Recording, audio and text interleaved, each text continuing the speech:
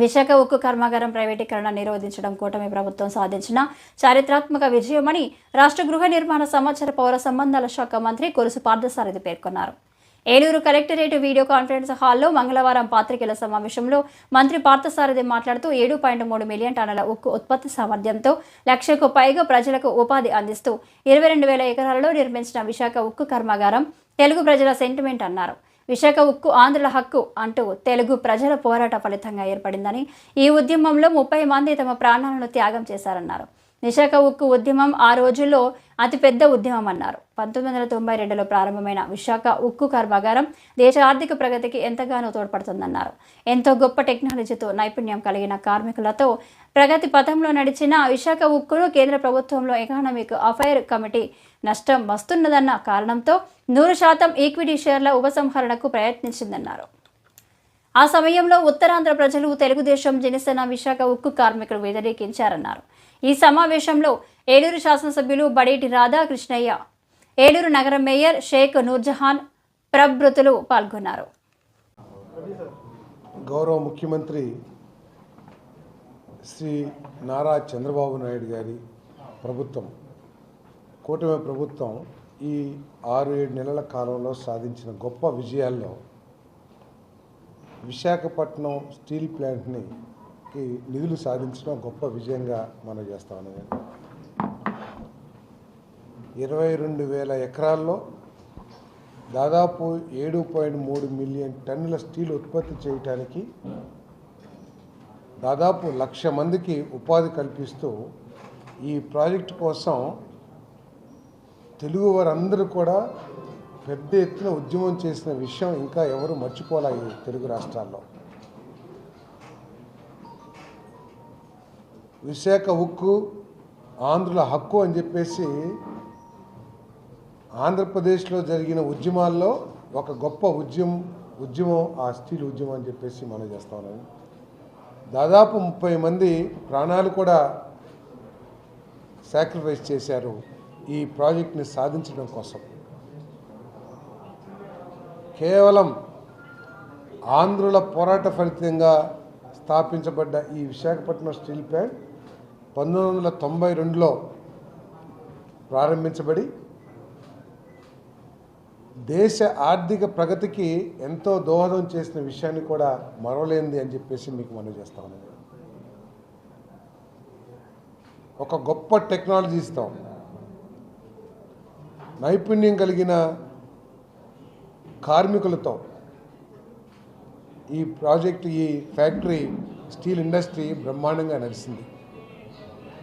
కానీ దురదృష్టం ఏంటంటే కొన్ని కారణాల మూలంగా ఇటీవల సంవత్సరాల్లో నష్టం వస్తుందని చెప్పేసి కేవలం ఫిగర్సే చూశారు తప్పితే దాని యొక్క సామర్థ్యాన్ని పూర్తిగా పరిగణలోకి తీసుకోకుండా కానివ్వండి, లేకపోతే ఏదైనా కానివ్వండి, కేంద్ర ప్రభుత్వ పాలసీలో భాగంగా ఈ ప్రాజెక్ట్ని ప్రైవేటైజ్ చేయాలని చెప్పేసి 100% ఈక్విటీని విత్డ్రా చేయాలని చెప్పేసి కేంద్ర ప్రభుత్వం ఒక నిర్ణయం తీసుకుంది. ఎకనామిక్ అఫైర్స్ కమిటీ 2021లో ఒక నిర్ణయం తీసుకుంది. అప్పటి నుంచి మళ్ళీ ఉత్తరాంధ్ర ప్రజలు కానివ్వండి, ఆనాడు ప్రతిపక్షంలో ఉన్న తెలుగుదేశం పార్టీ కానివ్వండి, జనసేన కానివ్వండి, ఉక్కు కార్మికులు, విశాఖపట్నం స్టీల్ ప్లాంట్ కార్మికులు కానివ్వండి, కార్మికులైతే దాదాపు 1400-1500 రోజులు కంటిన్యూగా చరిత్రలో లిఖించదగ్గ విధంగా పోరాటం చేసిన విషయం కూడా మనందరికీ తెలుసు. తెలుగుదేశం పార్టీ మొట్టమొదటి నుంచి కూడా దీనికోసం పోరాటం చేస్తూనే ఉంది.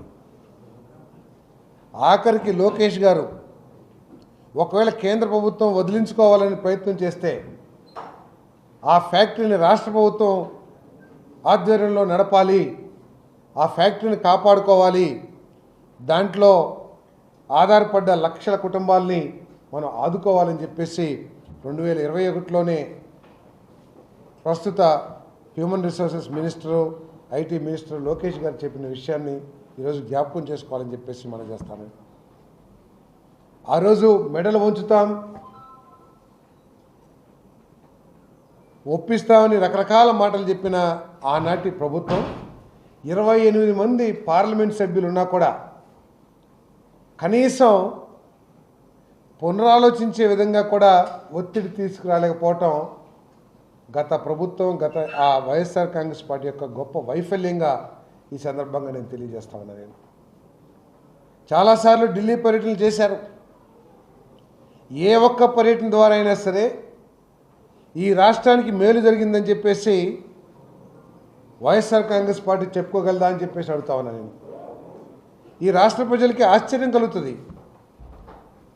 6 నెలల్లోనే చంద్రబాబు నాయుడు గారు సాధించగలిగితే ఆ రోజు 28 మంది పార్లమెంట్ సభ్యులు కలిగిన జగన్మోహన్ రెడ్డి గారు ఎందుకు దీని మీద కేంద్ర ప్రభుత్వం పునరాలోచించుకునేట్లు చేయలేకపోయారు? ప్రభుత్వం తరపు నుంచి ఒత్తిడి లేకపోతే ఇతర కార్యక్రమాల మీద ఇతర కోరికల మీద ఇంట్రెస్ట్ ఉండి రాష్ట్ర ప్రయోజనాలని గాలికి వదిలేశారా అని చెప్పేసి ప్రజలకు అర్థం కాని పరిస్థితి అని చెప్పేసి మనం చేస్తాను. ఈరోజు చంద్రబాబు నాయుడు గారి నాయకత్వంలో కూటమి ప్రభుత్వం, పవన్ కళ్యాణ్ గారు, లోకేష్ గారు వీళ్ళంతా కలిసి అమరావతి నిర్మాణానికి 31,000 కోట్ల రూపాయలు 6 నెలల్లోనే సాధించారు. అదేవిధంగా పోలవరం ప్రాజెక్టు వాళ్ళు ఎన్ని విధ్వంసాలు చేసినా, ఎన్ని వైఫల్యాలు చెందినా దాన్ని మళ్ళీ పునఃప్రారంభించడం, దానికి ఒక టార్గెట్తో దాన్ని కంప్లీట్ చేయగలం అని నమ్మకాన్ని ప్రజలకు కలిగించడమే కాకుండా దానికి కావాల్సిన నిధులు కూడా కేంద్ర ప్రభుత్వం నుంచి సాధించుకున్నారు. మరి గత ప్రభుత్వం ఏం చేసింది? ఢిల్లీకి వెళ్ళటం రావటం, వెళ్ళి ఏమడిగారు? రాష్ట్ర ప్రయోజనాల గురించి ఢిల్లీ పర్యటనలు చేశారా, లేక కేవలం స్వార్థ ప్రయోజనాల కోసమే ఢిల్లీ పర్యటన చేశారో? ఈరోజు కేంద్ర ప్రభుత్వం తాను తీసుకున్న నిర్ణయాన్ని పునఃపరిశీలించి మళ్ళీ తన నిర్ణయాన్ని రివర్స్ చేసిన దాఖలాలు చాలా తక్కువగా ఉంటాయి.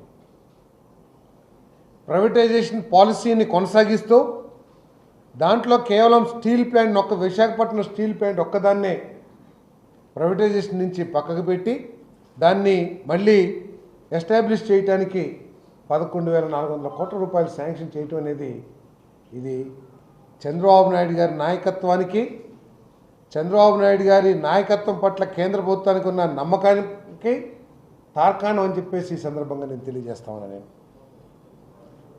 మన ప్రధానమంత్రి నరేంద్ర మోడీ గారికి ఈ రాష్ట్ర ప్రజల పట్ల కానివ్వండి, ఈ రాష్ట్ర ప్రభుత్వం పట్ల కానివ్వండి, ప్రత్యేకంగా చంద్రబాబు నాయుడు గారి నాయకత్వం పట్ల కానీ ఉన్న నమ్మకమే ఈరోజు ఆయన నిర్ణయాన్ని పునఃపరిశీలించుకుని ఈ రాష్ట్రానికి ఇతోధిక సహాయం చేశారని చెప్పేసి వారికి ధన్యవాదాలు కూడా తెలియజేస్తామని చెప్పేసి మనం చేస్తామని. 2,08,000 కోట్ల రూపాయల పెట్టుబడులకి శంకుస్థాపన చేసి మన ముఖ్యమంత్రి గారి ప్రయత్నం కానివ్వండి, వారు చేసిన ఒత్తిడి కానివ్వండి, లేదా రాష్ట్ర ప్రజల సమస్యల్ని, రాష్ట్ర ప్రజల మనోభావాల్ని ఆయనకి చెప్పడం కానివ్వండి, ఢిల్లీకి అనేక సార్లు వెళ్ళి ఈ ఉక్కు అనేది మాకు సెంటిమెంటల్ విషయం, ఆంధ్రులకి ఇది పోరాడి సాధించుకున్న ప్రాజెక్టు, దీన్ని దయచేసి మళ్ళీ ఎస్టాబ్లిష్ చేయండి అని చెప్పేసి కోరిన మీదట ఈరోజు ఈ కేంద్ర ప్రభుత్వం నిర్ణయం తీసుకుందని చెప్పేసి నేను మనవి చేస్తా ఉన్నాను. నేను ఈరోజు ఇది సాధించడంలో కార్మికుల పోరాటం కానివ్వండి, మరి అదేవిధంగా ఉత్తరాంధ్ర ప్రజల పోరాటం కానివ్వండి, మరవలేనిదని కూడా ఈ సందర్భంగా నేను తెలియజేస్తా ఉన్నాను. నేను కాబట్టి చంద్రబాబు నాయుడు గారి నాయకత్వంలో ఈ రాష్ట్రం గొప్ప అభివృద్ధి చెందుతుంది అనే విషయంలో ఎటువంటి అనుమానం లేదు. ప్రజలందరూ కూడా ఈరోజు ఏ విధంగా అయితే పెట్టుబడిదారులు ఈ రాష్ట్రం వైపు చూస్తూ ఉన్నారో, ప్రపంచంలో ఉన్న పెట్టుబడిదారులు పెద్ద పెద్ద దిగ్గజాలన్నీ కూడా ఈ రాష్ట్రంలో పెట్టుబడి పెడతానికి ఏ విధంగా అయితే పరుగులెత్తుతున్నాయో, అదేవిధంగా కేంద్ర ప్రభుత్వం కూడా దేశంలో ఆంధ్రప్రదేశ్ ఒక డెస్టినీ, ఇండస్ట్రీస్కి ఒక డెస్టినీ అని చెప్పేసి కేంద్ర ప్రభుత్వం కూడా తన దృక్పథాన్ని మార్చుకుందని చెప్పేసి కూడా ఈ సందర్భంగా నేను తెలియజేస్తాను. గత 5 సంవత్సరాల్లో ఇక్కడ జరుగుతున్న విధ్వంసకర పరిపాలన పట్ల కేంద్ర ప్రభుత్వానికి పూర్తి అవగాహన ఉంది. ఇక్కడ జరుగుతున్న ఆర్థిక విధ్వంసం, ఆర్థిక ఇండిసిప్లిన్, వీటన్నిటి పట్ల అవగాహన ఉంది. కాబట్టి అంతేకాకుండా గత ప్రభుత్వం ఏ రోజు కూడా రాష్ట్ర ప్రయోజనాల కోసం ఒత్తిడి చేయకపోవటం మూలంగా గత 5 సంవత్సరాలు కేంద్ర ప్రభుత్వం నుంచి ఇంత సహాయం అందలేదని చెప్పేసి ప్రజలు నమ్ముతున్నారని చెప్పేసి కూడా ఈ సందర్భంగా తెలియజేస్తా ఉన్నాను. మరి కేంద్ర ప్రభుత్వానికి, ప్రత్యేకంగా ప్రధానమంత్రి గారికి, అమిత్ షా గారికి, స్టీల్ మినిస్టర్ గారికి అందరికీ కూడా ఈ రాష్ట్ర ప్రజల పట్ల ధన్యవాదాలు తెలియజేస్తూ, మరి నారా చంద్రబాబు నాయుడు గారి నాయకత్వం పట్ల ఈ రాష్ట్రానికి మరి అదేవిధంగా కేంద్ర ప్రభుత్వానికి ఉన్న నమ్మకం ఏంటో కూడా దీంతో మరి తేటతెల్లమైందని కూడా మనవి చేస్తూ, ఈ సందర్భంగా నారా చంద్రబాబు నాయుడు గారికి, ప్రత్యేకంగా కూటమి ప్రభుత్వానికి కూడా ప్రజలందరూ కూడా జైజేలు పలుకుతారని చెప్పేసి మనం చేస్తాం. భారత communist party CPM Eluru area సమితి ఆధ్వర్యంలో విఐ లెనిన్ 101వ వర్ధంతి కార్యక్రమం ఏరియా సమితి కార్యదర్శి ఉప్పులూరి హేమశంకర్ అధ్యక్షతన ఆర్ఆర్పేట స్ఫూర్తి భవన్ నందు జరిగింది. డేగ ప్రభాకర్, మన్నవ కృష్ణ చైతన్య లెనిన్ చిత్రపటానికి పూలమాలలు వేసి నివాళులర్పించారు.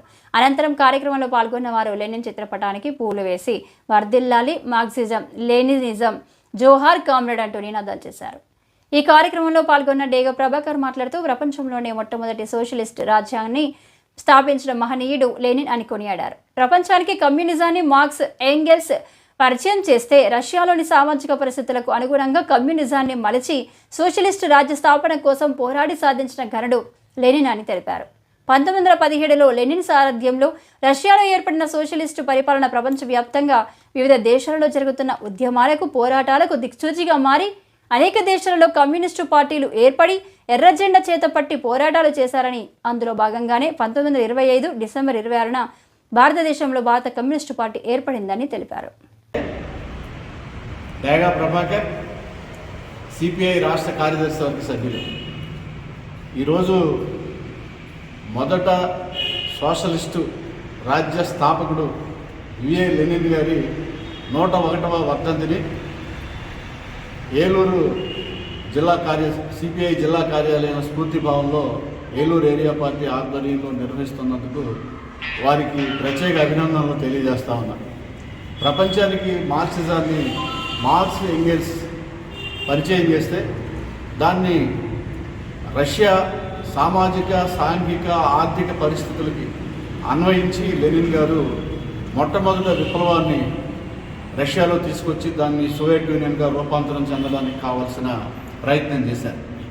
సోవియట్లో వచ్చిన విప్లవాన్ని స్ఫూర్తిగా తీసుకుని ప్రపంచంలో అనేక దేశాల్లో కమ్యూనిస్ట్ పార్టీలు ఏర్పడ్డాయి.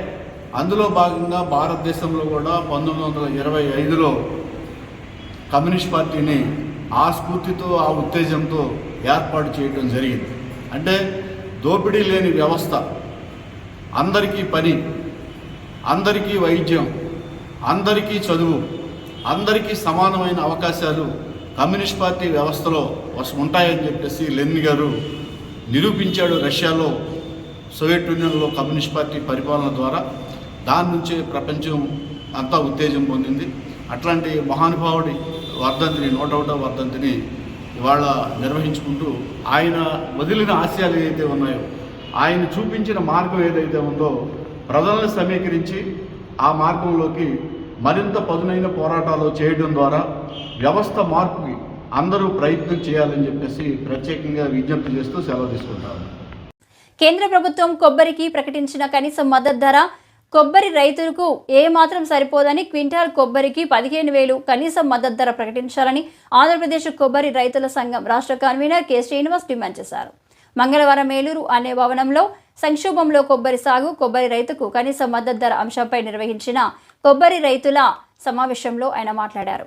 2024లో మిల్లింగ్ కొబ్బరికి క్వింటాల్కు కనీస మద్దతు ధర 11,160 ఉండగా 2025కు 422కు పెంచి 11,582 గాను 2024లో బంతి కొబ్బరి క్వింటాల్కు 12,000 ఉంటే 2025కు 100కు పెంచి 12,100గా కేంద్ర ప్రభుత్వం కొబ్బరి కనీస మద్దతు ధరలు రాక కొబ్బరి రైతులు నష్టపోయారని ఆందోళన వ్యక్తం చేశారు. కేంద్ర ప్రభుత్వం స్వామినాథన్ కమిషన్ సిఫారసులకు అనుగుణంగా కొబ్బరికి కనీసం మాత్రం ధర పెంచాల్సిన అవసరం ఉందన్నారు. ఈ కార్యక్రమంలో ఆంధ్రప్రదేశ్ కొబ్బరి రైతుల సంఘం రాష్ట్ర కమిటీ సభ్యులు బొల్లు రామకృష్ణ, గుదిబండి రమేష్ రెడ్డి, పలువురు కొబ్బరి రైతులు పాల్గొన్నారు. ఆంధ్రప్రదేశ్ కొబ్బరి రైతుల సంఘం రాష్ట్ర కన్వీనర్, కేంద్ర ప్రభుత్వం కొబ్బరికి కనీస మద్దతు ధర పెంచుతున్నట్లుగా ప్రకటించింది. అయితే ఈ పెంచిన ధర రైతాంగానికి ఏమాత్రం కూడా సరిపోదు. ఇవాళ 2024లో మిల్లింగ్ కొబ్బరికి క్వింటాల్కి 11,160 రూపాయల ధర ఉంటే ఆ ధరని ఇవాళ 422 రూపాయలు పెంచామని చెప్పి 2025కి క్వింటాల్ మిల్లింగ్ కొబ్బరికి 11,582 రూపాయలుగా ధర నిర్ణయించారు. అట్లాగే బంతి కొబ్బరికి 2024లో 12,000 రూపాయల ధర ఉంటే ఇవాళ 2025కి 100 రూపాయలు పెంచి 12,100 రూపాయలుగా ధర నిర్ణయించడం జరిగింది. వాస్తవంగా ఈ ధర రైతాంగానికి ఏమాత్రం కూడా సరిపోదు. కనీసం క్వింటాల్ కొబ్బరికి మిల్లింగ్ కొబ్బరికే కనీసంగా 15,000 రూపాయల ధర ఉండాలని చెప్పేసి ఇవాళ కొబ్బరి రైతులు కోరుతా ఉన్నారు. మరి కేంద్ర ప్రభుత్వం ఆ రకంగా ఆలోచన చేసిన పరిస్థితి కనిపించడం లేదు. ఈ కాలంలో చూస్తే ఉత్పత్తి ఖర్చులు విపరీతంగా పెరిగిపోయినాయి. ఇవాళ స్వామినాథన్ కమిషన్ సిఫార్సుల ప్రకారం లెక్క వేసుకున్న 15,000 రూపాయలకు పైగానే ధర ప్రకటించాల్సిన అవసరం కూడా ఉంటుంది. కానీ కనీసం రైతులు 15,000 రూపాయలు అడుగుతున్నా సరే ఆ రకంగా ధర పెంచడానికి కేంద్ర ప్రభుత్వానికి చేతులు రాకపోవడం చాలా బాధాకరం అని చెప్పేసి మేము కొబ్బరి రైతుల సంఘం తరఫున భావిస్తా ఉన్నాం. కాబట్టి ఇప్పటికైనా కొబ్బరికి కనీస మద్దతు ధర పెంచే దానికోసం కేంద్ర ప్రభుత్వం చర్యలు తీసుకోవాలని చెప్పేసి ఈ సందర్భంగా కోరుతా ఉన్నాం. ఇవాళ నాఫెడ్ కానీ ఆయిల్ ఫెడ్ కానీ కొనుగోలు కేంద్రాలు ఏర్పాటు చేయాల్సిన అవసరం ఉన్నా సరే ఎక్కడా కూడా కొనుగోలు కేంద్రాలు ఏర్పాటు చేయడం లేదు. నాఫెడ్ కానీ ఆయిల్ ఫెడ్ కానీ సక్రమంగా పనిచేయకపోవడం వల్ల కొబ్బరి రైతులు నష్టపోవాల్సిన పరిస్థితి ఏర్పడతా ఉంది. ఇవాళ ప్రైవేటు మార్కెట్లో ధరని వ్యాపారులే నిర్ణయిస్తూ ఉన్నారు. అంటే వ్యాపారుల ఇష్టారాజ్యంగా మారిపోయిన పరిస్థితి కనపడతా ఉన్నది.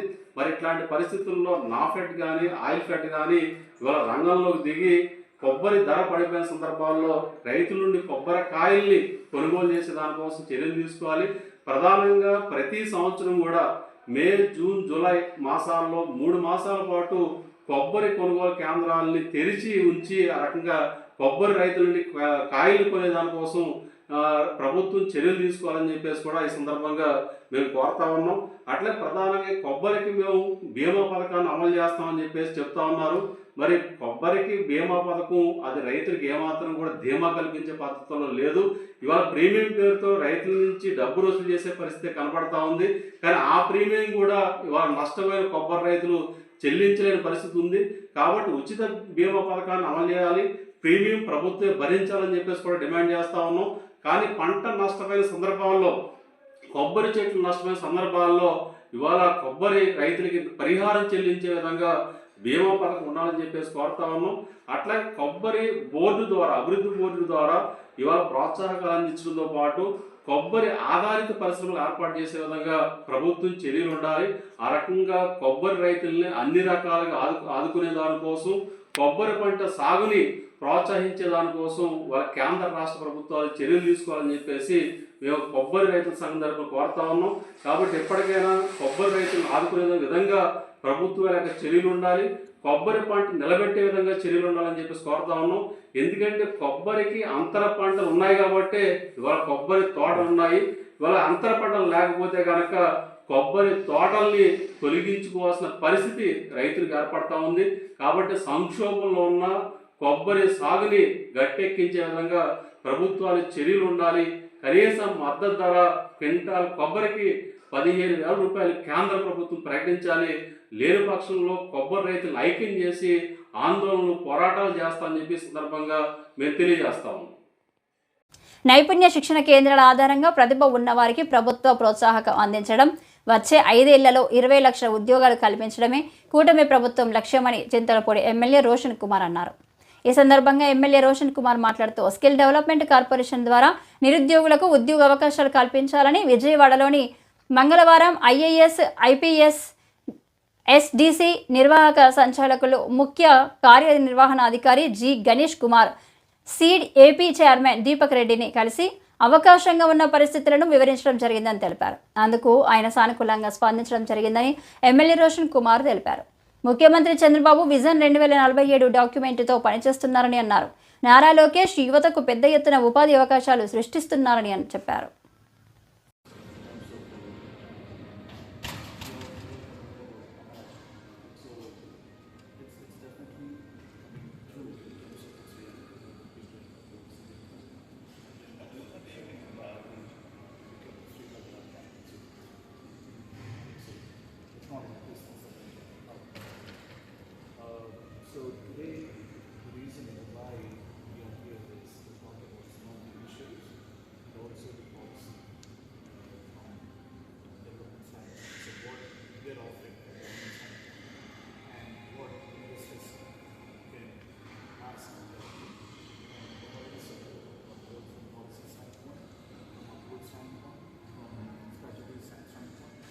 as well in terms of manpower. So that's how we come together, collaborate, partner to in this way. Having said that, the primary focus is going to be on manufacturing, so industry and development policy. So this is called IDP 4.0. So it got recently introduced recently as well. So our industry is strategic. So Chhattisgarh Odisha సరిహద్దుకు సమీపంలోని గరియాబంద్ జిల్లా అడవుల్లో కొనసాగుతున్న ఉమ్మడి నక్సల్స్ వ్యతిరేక ఆపరేషన్లో భాగంగా భద్రతా దళాలతో జరిగిన కాల్పుల్లో కనీసం 14 మంది నక్సలైట్లు మరణించారని రెండు రాష్ట్రాల పోలీసు బలగాలు మంగళవారం తెలిపాయి. మెయిన్పూర్ పోలీస్ స్టేషన్ పరిధిలోని అడవిలో సోమవారం అర్ధరాత్రి మంగళవారం తెల్లవారుజామున జరిగిన ఎదురుకాల్పుల్లో 14 మంది నక్సలైట్లు మరణించారు. హతమైన నక్సలైట్లలో నక్సలైట్ సెంట్రల్ కమిటీ సీనియర్ సభ్యుడు జయరాం అలియాస్ చల్పతి కూడా ఉన్నారని, అతని తలపై ₹1 కోటి రివార్డు ఉందని ఒక అధికారి తెలిపారు. మొత్తం 16 మంది నక్సల్స్ మృతదేహాలను స్వాధీనం చేసుకున్నట్లు Raipur zone inspector general Amrish Mishra తెలిపారు. AK-47 SLR ఇన్సాస్తో పాటు భారీ ఆయుధాలు, మందుగుండు సామగ్రిని స్వాధీనం చేసుకున్నారు. శోధన ఆపరేషన్ జరుగుతుంది.